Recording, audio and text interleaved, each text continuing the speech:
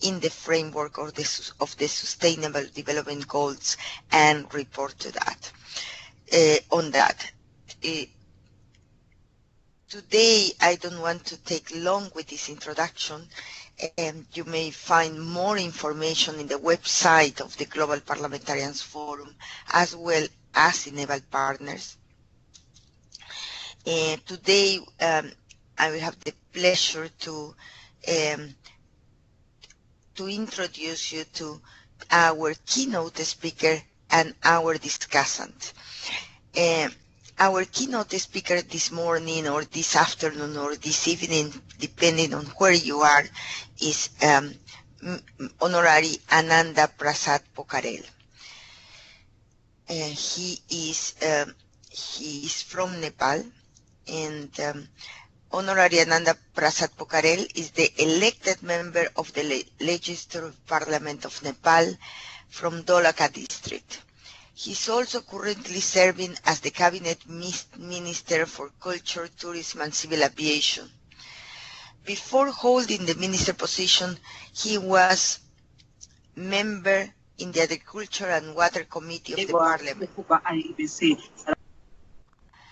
Honorary Pokharel is one of the 3 parliamentarian pioneers who presented the idea of forming the Parliamentarians Forum in Evaluation for Development Effectiveness early in 2013.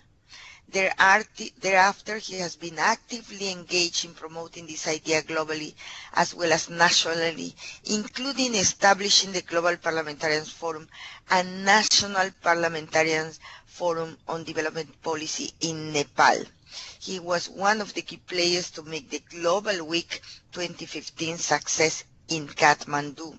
Indeed, Nepal has been the very first country who established a national parliamentarian forum, and as mentioned before, Honorary Ananda Pokharel has played a key role for that, a key role for hosting the Global Evaluation Week and Global EvalPartners forums in Kathmandu at the Parliament, and we are honored to have him today as a keynote speaker.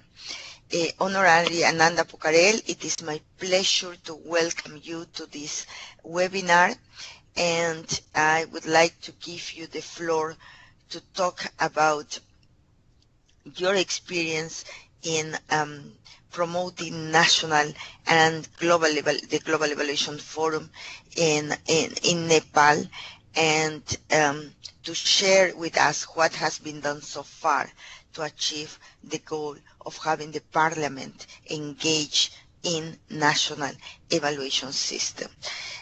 Dr. Ananda Pokharel, if I may ask you to limit your speech for 10 minutes, and again, it's my pleasure and my honor to give the floor to you. Over. Thank you. First of all, I would like to thank the organizer for giving me this opportunity to share my ideas and experiences in the national evaluation policy. In response to the objective set forth, I'll focus my discussion in the following 4 questions. Why national evaluation policy is important in the context of SDGs? What could be the role of parliamentarians in promoting national evaluation policies? What major challenges face to establish and implement national evaluation policies? What could be the strategy used to mitigate the challenges? I am speaking from my experience and also lesson learned from others' experience. To respond to these questions, let me start with SDG. SDG is a very ideal document. Everything is there and nothing is left behind to attain. No one is left behind.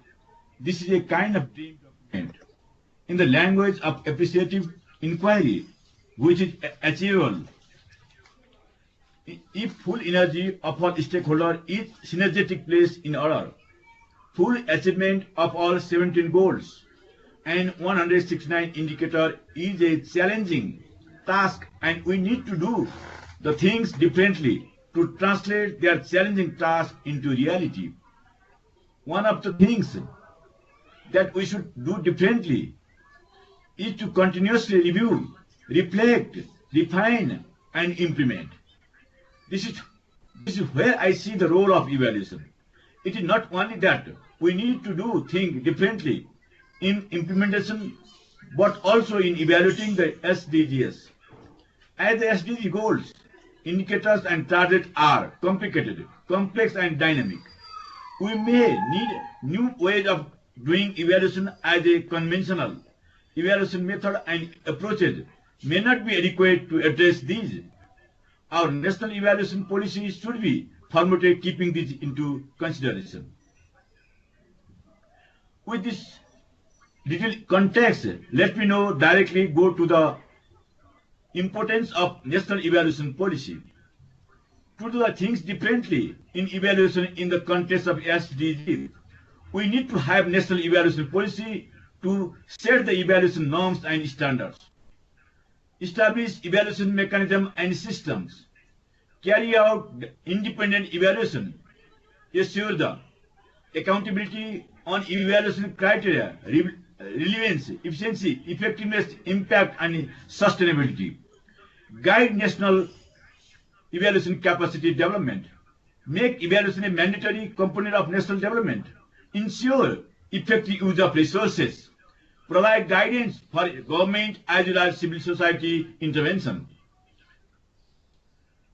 build confidence of public in effectiveness of development intervention in the country, make taxpayers, donors, private investors assured for accountability of resources given by them. Let me now move to the role of parliamentarians in promoting national evaluation policy. Parliamentarians have a great role, not only in the establishing, but also in the promoting their national evaluation policy. They can play leadership role in forming the evaluation policy and creating enabling environment of respecting and practicing evidence-based information in making policy and other decisions. As they are key players in legislation and policy making, they can make use of evaluation evidence data to supervise and question the progress of the development through the parliament. They can also make use of evaluation evidence to respond to the need and demands of the citizens. They can discuss more strongly in the Parliamentarians Committee with the evidence generated by the evaluation. Parliamentarians can also influence to include evaluation in the constitution itself. They can also work effectively with the information through the evaluation in making equity focused and gender responsive development and guiding to the evaluated programs accordingly. With the stepping the SDG, the progress in the target under each goal and indicator needs to be assessed timely. They can review the progress and make decisions for the next step. Parliamentarians can make evaluation policy inclusive of both state and non-state actors. And they are the link between the government, bureaucracy, civil society organization, and volunteer organization also, and private sector, so that policies are acceptable to all the actors, which are very important under the SDG context. The parliamentarians can play effective role in the space of influence and decision making, especially the policy level decision by using evidence through the evaluation. Now, share my experience in Nepal. In Nepal, we few parliamentarians influenced other parliamentarians and created an environment to include M and E monitoring and evaluation in the new constitution. We have now 2 articles in the constitution that have provision for M and E article.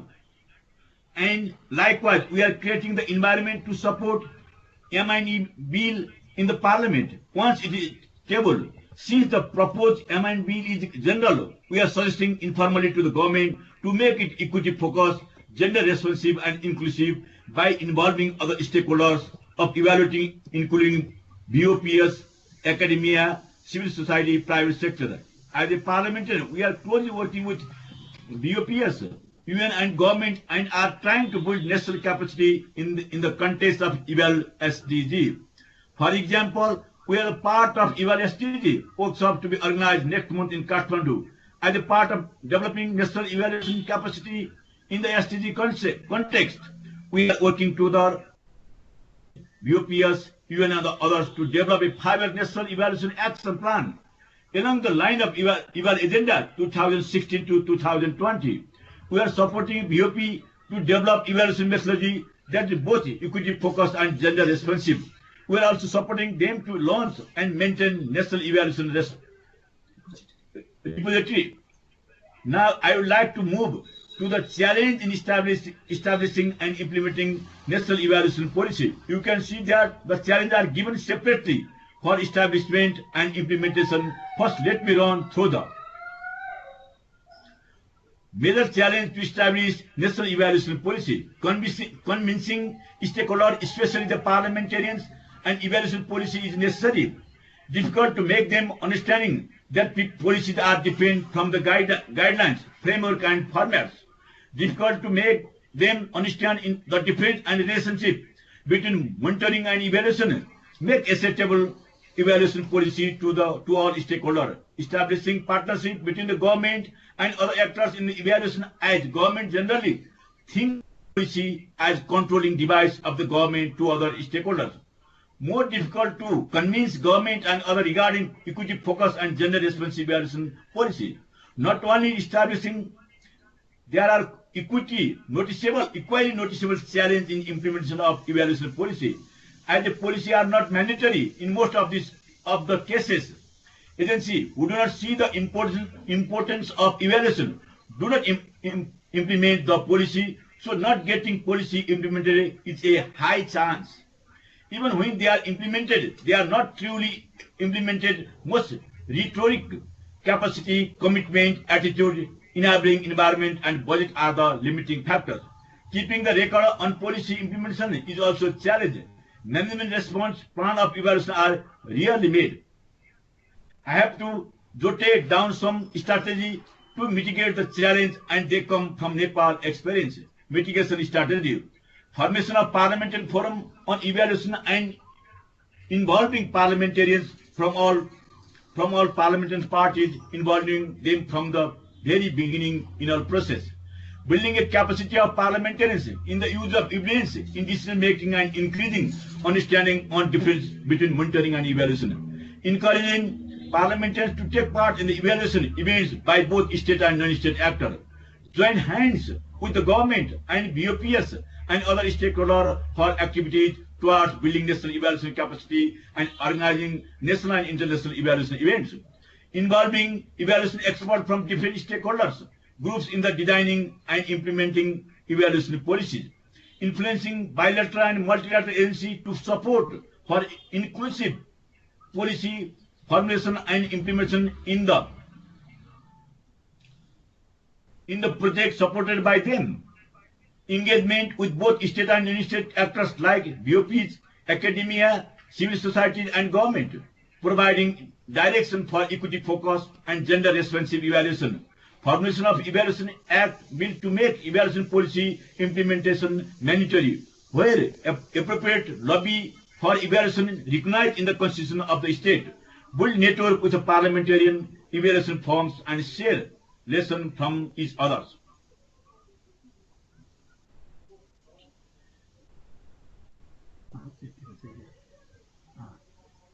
Yeah, thank you. Now I stop my presentation.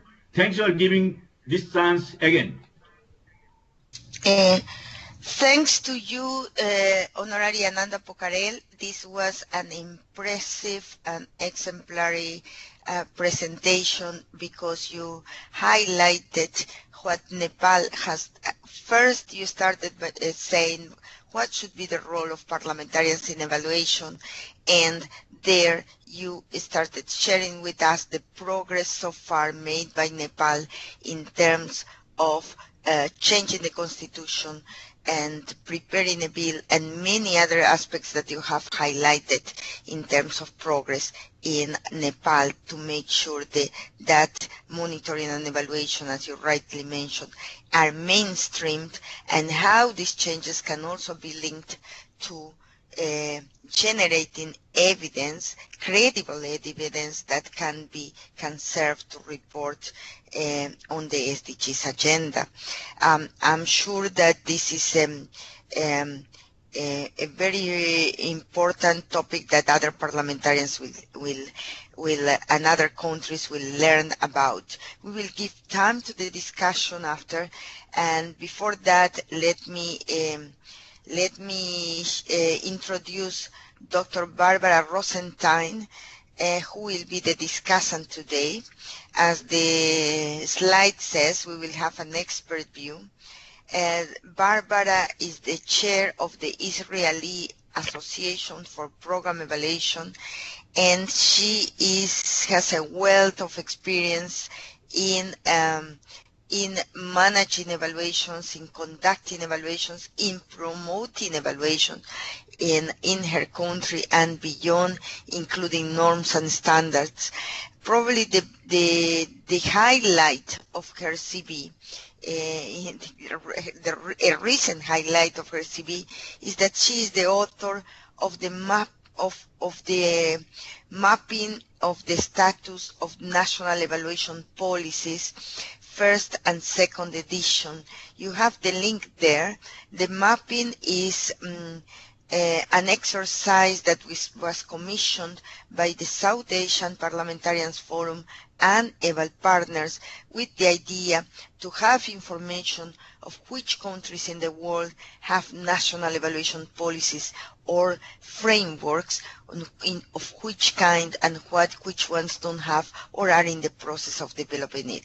This has been a great experience.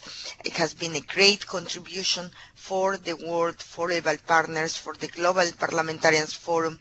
So I will, without further ado, I will give the floor to Barbara for 10 minutes. Barbara, my pleasure to welcome you and to give you the floor. Over to you. Thank you very much, Ada. It's my pleasure to be introduced by you. You do so much for global evaluation. It was my honor, pleasure, and learning experience to participate in the conference in Kathmandu, and I wanted to thank the Honorable Ananda Pokharel once again for providing that wonderful event. Thank you for your enlightening and realistic presentation. It's clear that we all recognize the enormity of the task facing the implementation and the evaluation of the SDGs.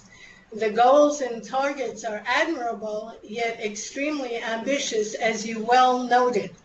The evaluation of such complex goals requires evaluative thinking from the outset. Attention must be made to contexts, outputs, and outcomes, and it's very important to refrain from overemphasizing results-based evaluation and concentrate more on the process, the learning, and what works for whom, where, and how, because these are extremely complex targets. I refer the listeners to a very good article by Thomas Schwant, Zenda Ophir, Dorothy Lux, Kasim El-Sadiq, and Stefano Derico that appeared in the briefing in April 2016 of the International Institute for Development and Environment. They pay special attention to the complexity of this task, and you so well noted that. It's important to leave room for external factors that can strongly influence outcomes, elections, changes in government, weather, etc. National evaluation policies have to take these into consideration. In order for national evaluation policies to be effective, they must start with an enabling evaluation environment. And the Honorable Ananda Pokharel mentioned this very clearly. It's clear from your talk that one of the major roles of parliamentarians is creating this enabling environment. And possibly that's even more important than actually establishing the national evaluation policy. I think it's clear also from the Global Parliamentarian series on Meet the Parliamentarian that parliamentarians who support evaluation are not necessarily parliamentarians who support national evaluation policies. So it's clear to make that distinction. And I think it's really important to emphasize supporting evaluation use and implementation alongside of evaluation policies.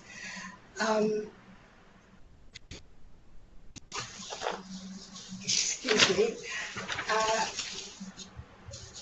No one, to my knowledge, no one has yet produced the research that shows that national evaluation policy causes or results in better evaluation and better programming and greater achievement of goals and understanding of what's involved in those goals. It would be a good idea for somebody to do that research, because it's really important, because there's a lot of talk about national evaluation policy, and my study showed where there are 61 countries that have a national evaluation policy. There are many, many countries that conduct evaluation without a policy. It would be very interesting to have the evidence that the national evaluation policy actually influences the quality of evaluation nationwide.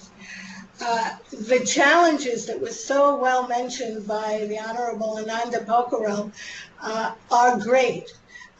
It's possible with the national evaluation policy to overwork people who are already overworked. And I think it's really important for the policy to have limits, so that many evaluations are not conducted on a low quality. It's more important to have fewer evaluations of high quality that parliamentarians and the public can learn from than many evaluations to check off. I think that was clear from your talk as well.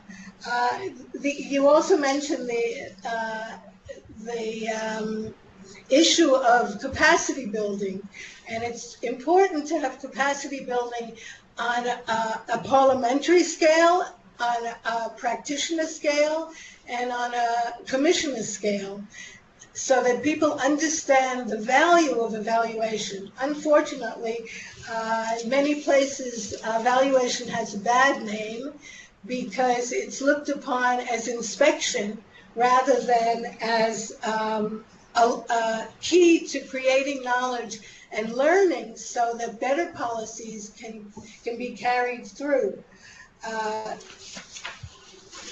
Of course, the benefits are clear, and you pointed out to the benefits that it would make, a policy would make everybody on the same page, so that people knew what evaluation was about, that people knew how to use it, that involved commissioners, evaluators, developers, operators, so that there would be a common language of evaluation used by all of these stakeholders. The main issues, as far as I can see, are that it's crucial to build an enabling evaluation environment, so that parliamentarians are willing to encourage evaluations of their own policies. And it's not always an easy thing to do because not everybody wants to be evaluated. However, if you realize that evaluation will provide you with evidence for the policies that you encourage, and that evaluation will help implement these policies in a positive way within the specific context that they're in, and with focus on gender responsive equity. I think that I've used my 10 minutes. I just want to mention that limited resources is an issue that came up on the Global Parliamentarian Forum, Meet the Equalitarian issue. And I think it's important for national evaluation policies to try to use these limited funds better and more efficiently. And if the national evaluation policy interferes with that, then I think it's important to work harder on the enabling environment than on the policy. Once again, proponents of evaluation are not necessarily proponents of national evaluation policy. And I think it's very important to move both issues forward. Thank you very much.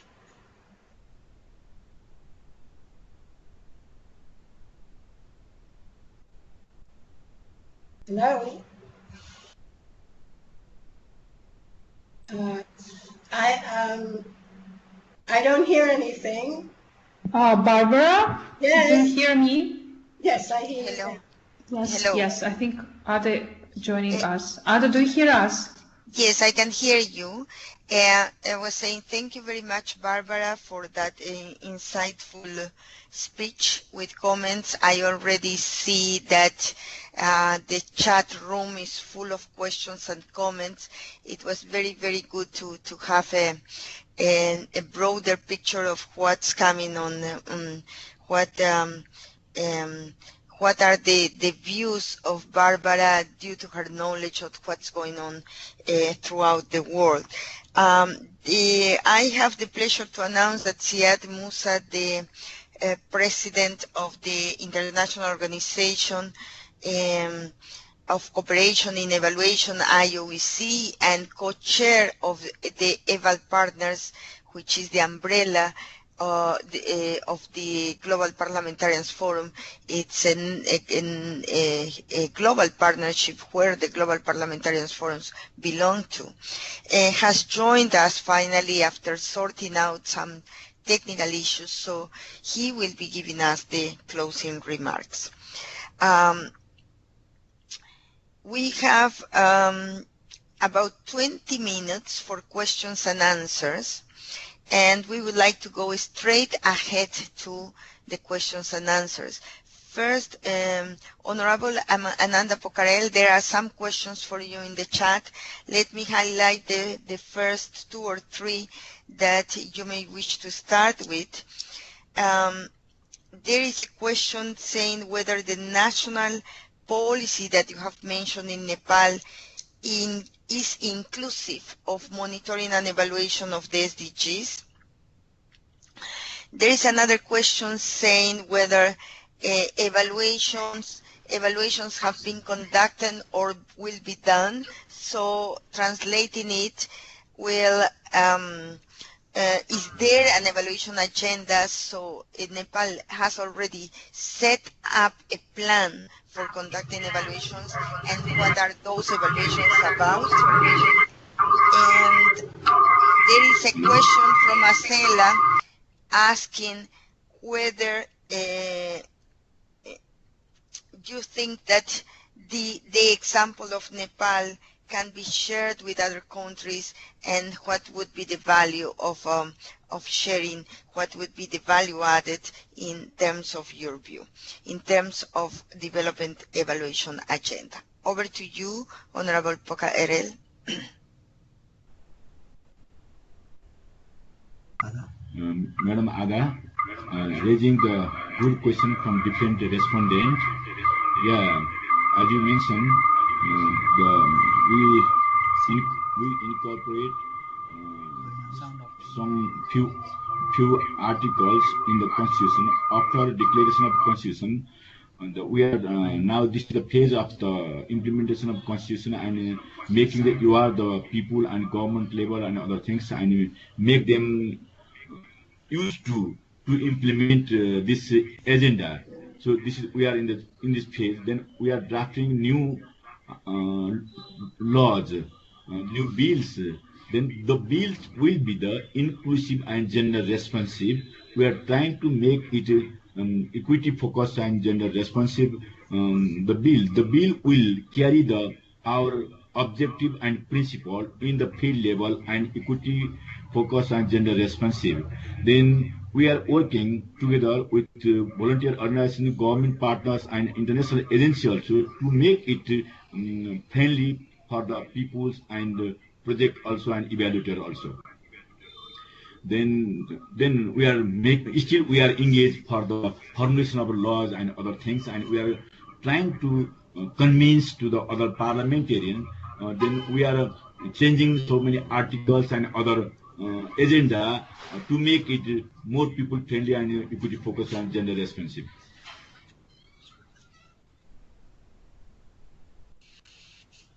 Hello? Is there any more question for me?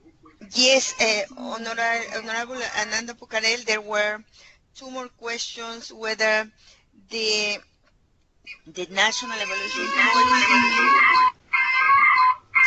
evaluation policy in Nepal is planning to include monitoring and evaluation of the SDGs. That was one question, and the other one was to what extent this can be the experience of Nepal can be shared and what the value added of sharing it with other countries would be. Evaluation policy, national evaluation policy, unable to address the SDG goal and its agenda, then it will be not working. It will not properly work. Then we are correlated our national evaluation policy with SDG agenda and the principle. Then we are making it more inclusive and trying to address all the agenda through the planning commission and the concerned line ministry. And second question is, yes, definitely we have to learn each other. Then country and their situation will be different, even though broader principle will be similar for the implementation and formulation of this bill and other things. Then I think other country can learn from the Nepalese practices and working principle for the evaluation policies and other area to make it success and to create the social justice in the society and to make it the gender responsive and equity focused evaluation policy. Thank you very much, Honorable. There are some other questions. May I ask the audience to be a bit patient because I'm taking the questions gradually. There are two more questions, one more question, and then there is two questions for Barbara. The question for you is whether do you think whether involving parliamentarians would be enough to create an national enabling environment for evaluation? Or do you think political parties should also come into the picture, into the debate, into the picture for creating a national enabling environment? That's a question coming from Kiron from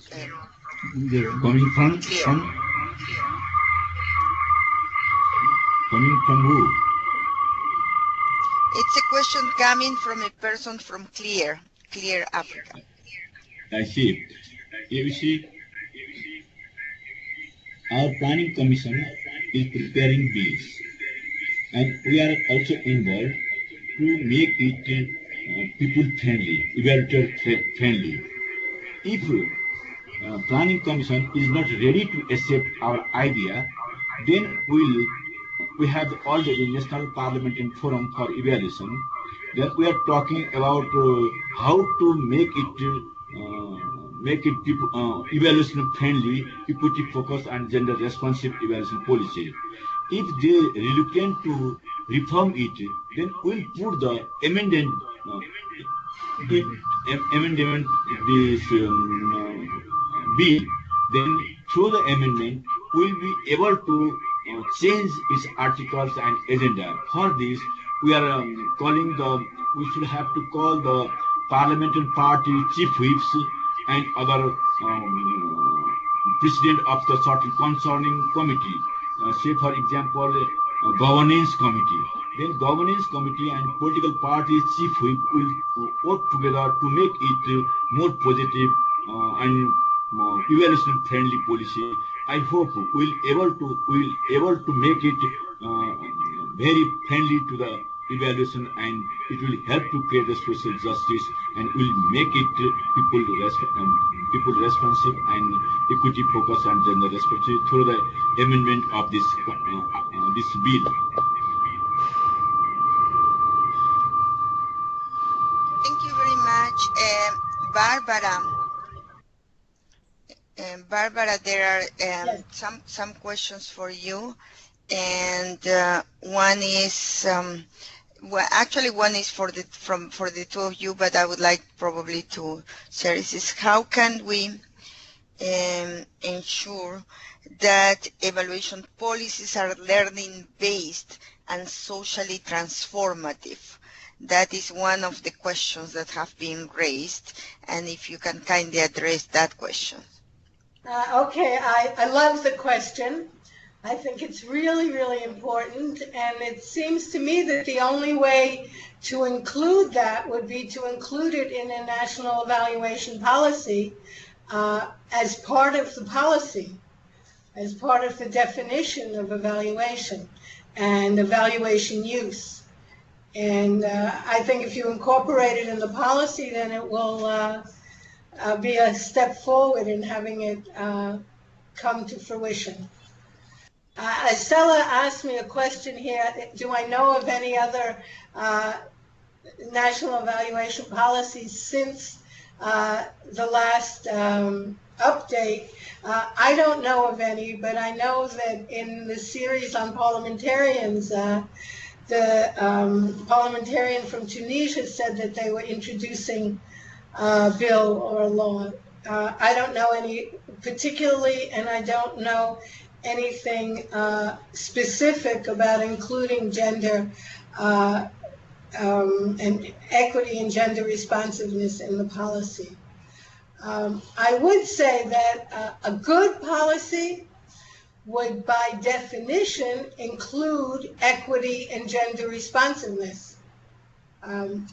That's part of the goal. I object to having it separate because I think it should be part of any policy and it should be there, not as an add-on, but as an integral part of the policy. Okay, thank you very much, Barbara. I must say that there are, however, some developments that are interesting. For example, in Argentina, there was the presentation of 2 bills to create a national agency for evaluation of social policies, and also, I don't know whether Cambodia was it was in the mapping, but I don't know whether to the stage to where are they now, that they are actually implementing now the national evaluation framework. There are several developments. The Philippines has already started with an evaluation agenda for the SDGs in the frame of their national evaluation policy. So I do think that the mapping that Barbara has conducted and has had 2 editions. It's a live document, and there are new developments here and there, and just to keep track on them would imply a new investment of updating the mapping that will take place after a few months or after a year. Thank you very much, Ada. I agree with you 100%, and thank you for the new information. I know in Kathmandu, I spoke with the parliamentarian from Cambodia, and he said they were working on something. This is a very dynamic field, and I agree with you 100% that it has to be followed up periodically because policies are emerging, and everyone that emerges is something we can learn from. Exactly. Thank you very much, Barbara. There was another question for Honorable Ananda Pokharel that says, let me see, how can national evaluation policy, oh no, sorry, that was already covered.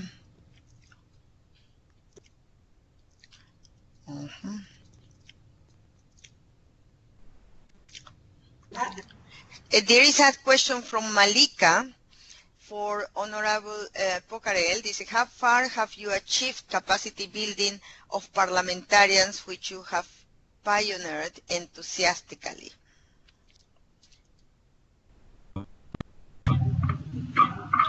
Over to you.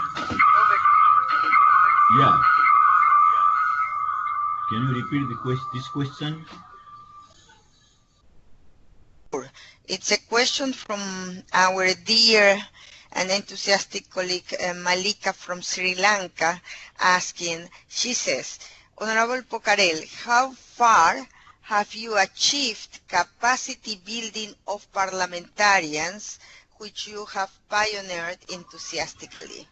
So what are the progress in terms of building the capacities of parliamentarians that are working with you in this initiative? Over. Yeah, thank you, Didi Malika. This is very nice question and practical question for me. Yeah, first of all, I already shared with all the people who are working in the evaluation field. Basically, we organize the political party to come in common platform. The political party agreed to send their MP to our National Parliament Forum. Then we invite all the political parties parliamentary in our National Forum. That it is easy to build National Parliament Forum, and we organize so many times meeting with the Chief Whip. Chief Whip is the most important and powerful person to guide and supervise all the parliamentarians. Then we are working with the Chief Whip very closely. Then they support to us to make it possible. Again, we have to organize meeting with this parliamentary leader from their respective party. Then we organize occasionally meeting with them with the collaboration of the three things: parliamentarians, chief whips, and political party leaders.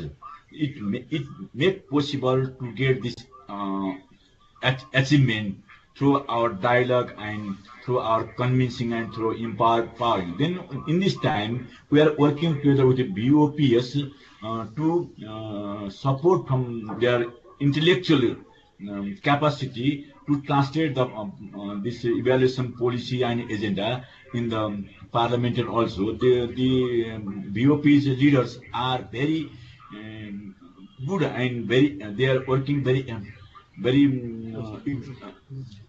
importantly closing with us. Then they take the class to the parliamentarians and they supervise, they guide, and they try to translate all the international agenda, and they are learning. Then this type of the training program and sharing program also help to make it possible and empower the parliamentarian, and it is easy to make the capacity building to the parliamentarian also. Then we able to create new environment and enabling environment in this field.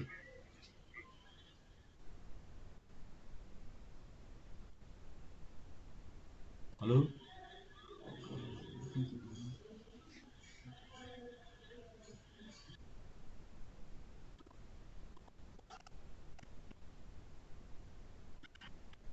was muted. Please don't mute me. There are the last very two questions for Honorable Pokharel. There is a question asking, has the inclusion of articles on M&E in the Constitution made any difference in the implementation of M&E in Nepal? Let me repeat the question. Has the inclusion of articles on monitoring and evaluation has made any difference? And the very last question, if you can take both of them, Honorable Ananda Pokharel. Yeah, thank you. The other one, the very last one is, where do we begin in the Parliament to build capacity among electorates? Is it realistic? Yeah, thank you for the next question. You see, I already mentioned earlier, according to the guidance of the Constitution, Article 54 and Article 293, on the basis of this article, we are going to formulate new bills. Without formulating bills and without passing the bills through the Parliament, it is not in action. Then we are also in transitional phase to implement the Article 54 and Article 293, and we are trying to translate in the proposed bill. After passing the bill, then it will make change through the bill. Constitution itself cannot change the bill. Constitution is only present this principle and idea to an order to the government to make practical bill in this respect, in this field. Now it is not. We are in the phase of the we are in the phase of this drafting bill and putting this bill in the Parliament. After discussion and after amendment, it will pass. Then it creates a new environment, and that will be the great change through the Constitution and through the bill in our field.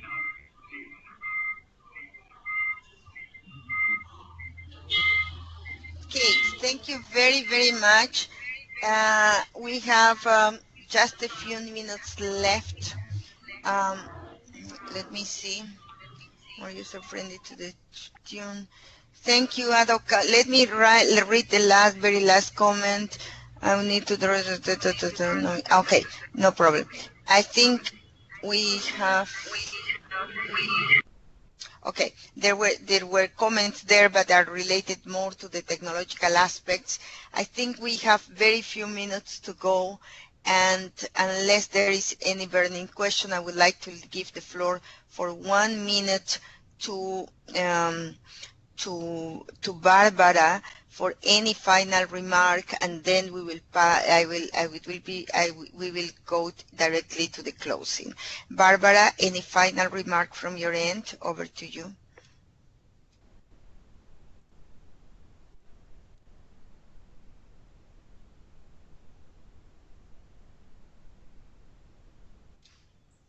Barbara, are you with us? I just wanted to commend you on this wonderful innovation of having global discussions on issues that are so crucial to the future. And I hope that it contributes to the use and appreciation of evaluation. Thank you very much. Thank you very much, Barbara, to you. There are many words of appreciation to the work being done in Nepal, and also to the work and the insights of the presenter and the discussant we had today. We had the privilege to have Honorable Ananda Pokharel and Dr. Barbara Rosenstein with us today. We have 5 minutes left, and for the closing remarks, it is my pleasure to invite Mr. Siad Musa.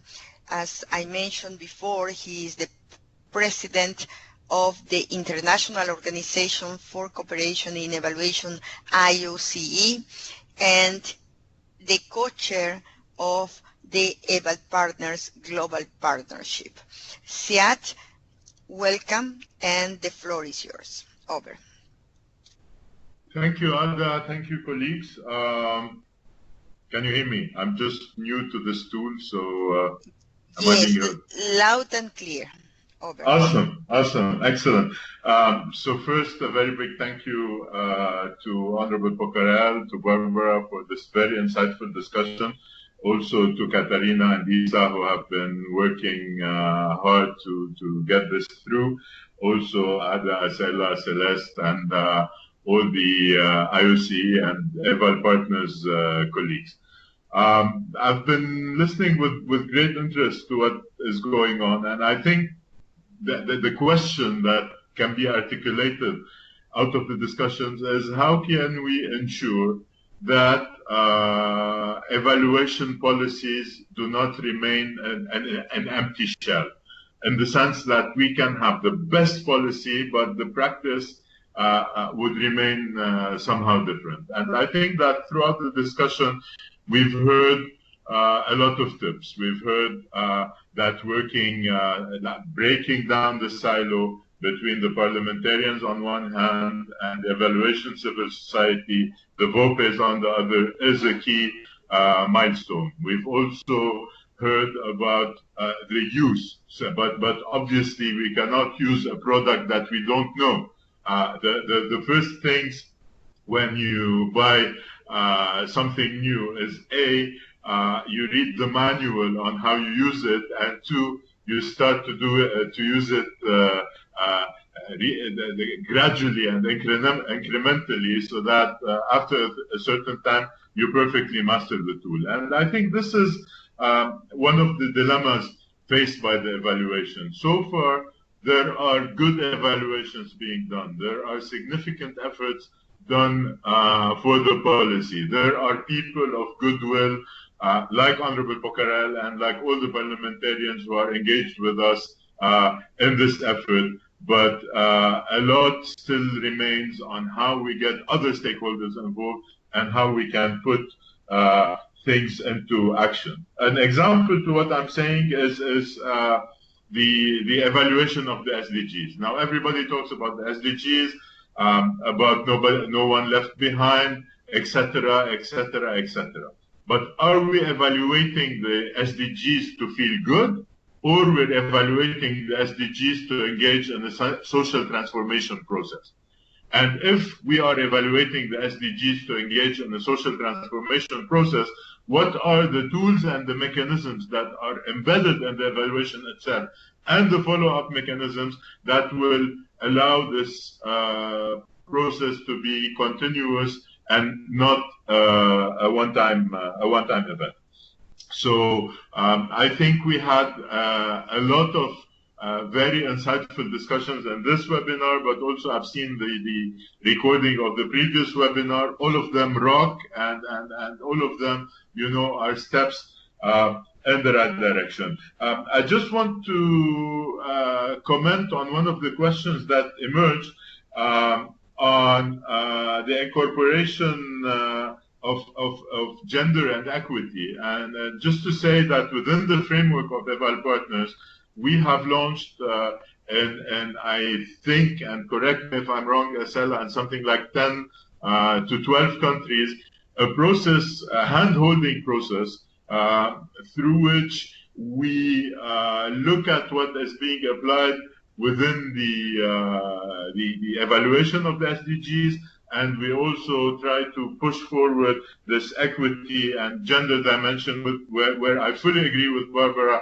shouldn't be a standalone component, but should be a kind of integral, organic part of any approach or any effort to evaluate the SDGs. And Asela is correcting me, 9 countries and 2 regional projects, which gets my count good, because my regional organization, EvalMENA, has 5 countries, and another, I think it's Latin America has a lot others, so probably more than 12, and something like 15 countries. We're looking at this aspect specifically. That's all I can say. And thanks a lot. And maybe just if I can use 30 seconds of publicity, EvalPartners will be hopefully holding a public meeting on August 4th to announce the peer-to-peer, the new round of peer-to-peer grants, the mobility grants, and the launch of the brand new EvalPartner website, plus some highlights of the work of the committees of the sub-networks of EvalPartners. The Parliamentarian Forum is one of the sub-networks. We also have EvalSDGs, we have Eval Youth, we have Eval Indigenous, and we have Eval Gender. So if you want to know more and get more involved in everything that IOC and EvalPartner is doing, join us on August 4th. The information will be disseminated through the regular IOC channels. Thank you. Over to you, Ada. Thank you very, very much, Siad, for your closing remarks and for the very relevant announcements that you made. Also to mention that in the chat, Acela has included some links to the Global Evaluation Agenda and other relevant links if you want to refer to them. Anyhow, this information is available if you go to the EvalPartners website, and if you go, and I kindly invite you to go to visit also the Global Parliamentarians Forum website, where you can find references to the documents that were mentioned today, like the mapping, like the 6 case studies on national evaluations policies, as well as information on these webinars and the recording of the webinars and the video campaign as well. It has been my pleasure to be with you today. Thank you very much again to Honorable Ananda Pokharel and to Barbara Rosenstein for sharing your experience, your knowledge, your insights with the global community, and looking forward to continue supporting this as well as other activities that will certainly increase the profile of evaluation and the generation of evidence for policy decision making all throughout the world. Well, with this, I bring the third webinar of the Global Parliamentarians Forum to a close. The next webinar will be in 2 months from now, and information will be sent timely. Thank you very, very much. Have a nice day, a nice afternoon, or a nice evening, depending on which part of the world you are sitting in today. Bye-bye. Thank you. Thank you, Honorable. Thank you, Barbara. Thank you, Ada.